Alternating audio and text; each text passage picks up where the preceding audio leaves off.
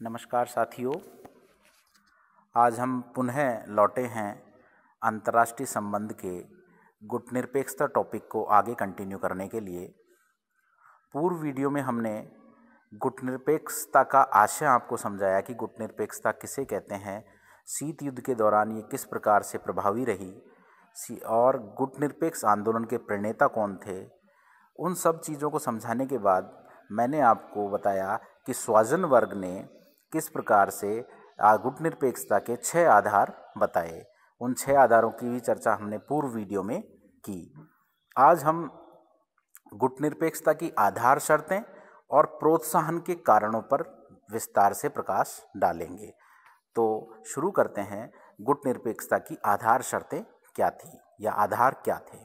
पहला था, गुटनिरपेक्ष आंदोलन में वही व्यक्ति या वही देश शामिल हो सकता था जो राष्ट्र स्वतंत्र नीति पर चलना चाहता हो।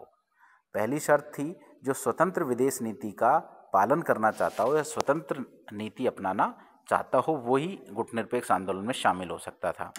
दूसरी है, वह राष्ट्र उपनिवेशवाद का विरोध करता हो।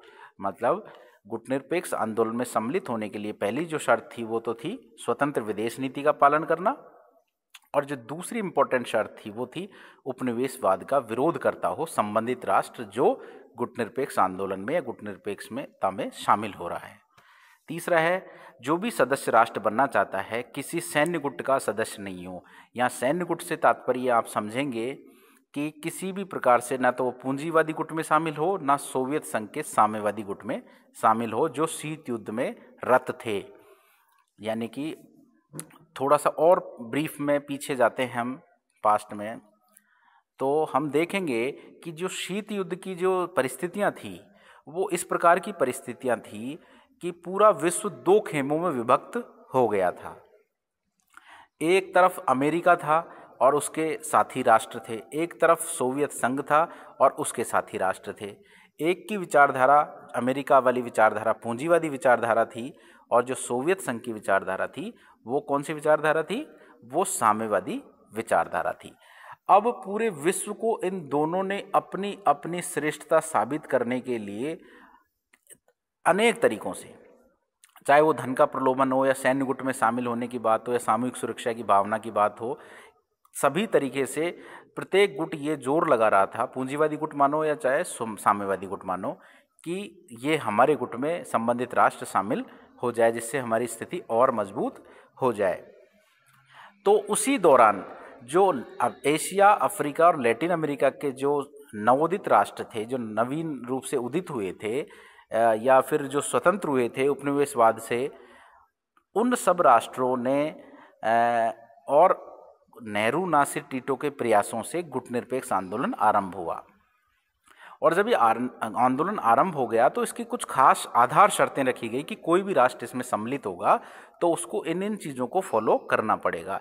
तो पहली हमने आपको बताई, स्वतंत्र विदेश नीति का पालन करता हो, उपनिवेशवाद का विरोध करता हो, और जो तीसरी शर्त है वो है सैन्य गुट का सदस्य नहीं हो किसी का, तो वो सैन्य गुटों में शामिल नहीं होना चाहिए। चौथी शर्त थी, सदस्य राष्ट्र के साथ किसी भी बड़ी ताकत का द्विपक्षीय समझौता ना हो। ये इंपॉर्टेंट चीज़ थी कि जो सदस्य बनेगा गुटनिरपेक्ष आंदोलन का, उस राष्ट्र के साथ किसी भी बड़ी ताकत उस समय कौन थी, सोवियत संघ और अमेरिका, इनके साथ कोई भी उसका समझौता नहीं हुआ हो।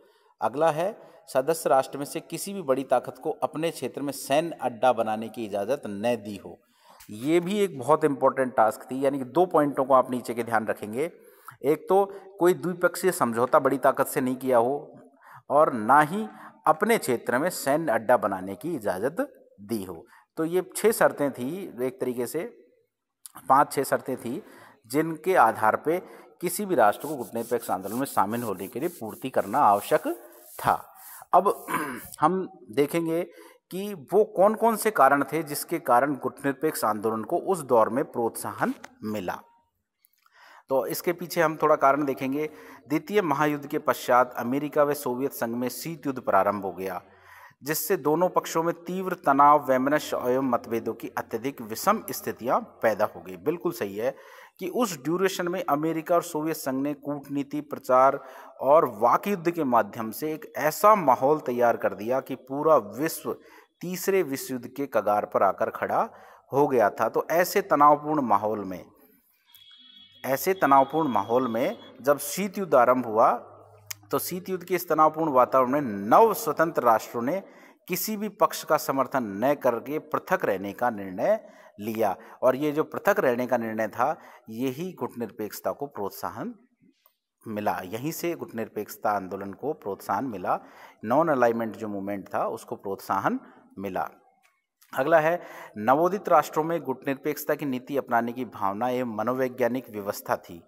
वे केवल औपचारिक अर्थ में स्वतंत्र हो, बल्कि शक्तियों के प्रभुत्व या प्रभाव में अवशेषों से एकदम मुक्त हों।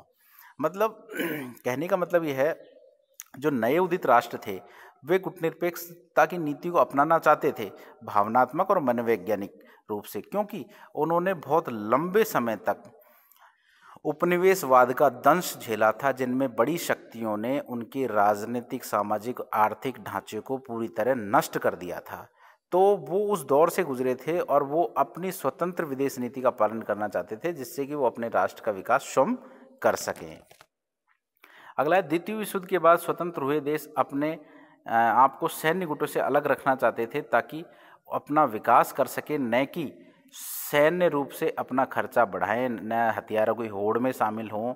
वो निशस्त्रीकरण पर बल देते थे कि किसी प्रकार के शस्त्र मत रखो और शस्त्रों का ना ही भंडारण करो, जिससे कि, क्योंकि जो पैसा व्यक्ति के विकास में या देश के विकास में लगना चाहिए, वो पैसा सैन्य सामग्री खरीदने में व्यर्थ नहीं जाना चाहिए। ये उनकी भावना थी। इस वजह से भी लोग और जो देश थे वो गुटनिरपेक्ष आंदोलन में शामिल हुए। नवोदित एशिया, अफ्रीका और लैटिन अमेरिका के राष्ट्र गुटनिरपेक्षता की नीति के माध्यम से अपने को स्वतंत्र शक्ति के रूप में स्थापित करना चाहते थे। जो नवीन उदित राष्ट्र थे, ये क्षेत्रफल की दृष्टि से काफ़ी बड़े थे, लेकिन इनका जो राजनीतिक, सामाजिक और आर्थिक ढांचा था, ये भले ही उस समय कमज़ोर था, लेकिन इनके मन में या इनके राजनेताओं के मन में कहीं ना कहीं ये इच्छा थी कि अगर वो स्वतंत्र विदेश नीति का पालन करेंगे और अपने संसाधनों का मितव्ययतापूर्ण उपयोग करेंगे और देश के विकास को प्राथमिकता में रखेंगे, सैन्य सामग्रियों पर अनावश्यक खर्च नहीं करेंगे, तो उनका राष्ट्र विकास करेगा। तो अपनी देश को विकसित करने के लिए उन्होंने ये कदम उठाया। नवोदित राष्ट्रों में अपने पृथक और विशिष्ट वैचारिक स्वरूप को अक्षुण्ण बनाए रखने की भी अभिलाषा थी, और इसी अभिलाषा ने उनको गुटनिरपेक्ष आंदोलन में शामिल होने के लिए प्रोत्साहित किया। यानी कि जो नए राष्ट्र थे उनकी अपनी एक संस्कृति थी और विशिष्ट वैचारिक भावना थी, जिसमें अहिंसा की भावना उनकी प्रमुख धारणा के रूप में आप मान सकते हैं, और उसको बिना नष्ट हुए अपने देश का विकास करने की अभिलाषा उनके दिलो दिमाग में कहीं ना कहीं थी। इस वजह से भी इसको प्रोत्साहन मिला। उन्होंने गुटनिरपेक्षता की नीति को अपनाने को बाध्य किया। तो ये 5-6 कारण थे जिन्होंने किसको प्रोत्साहन दिया, गुटनिरपेक्ष आंदोलन में राष्ट्रों को शामिल होने पर प्रोत्साहन दिया। धन्यवाद फ्रेंड्स। नेक्स्ट टॉपिक की चर्चा हम कल करेंगे।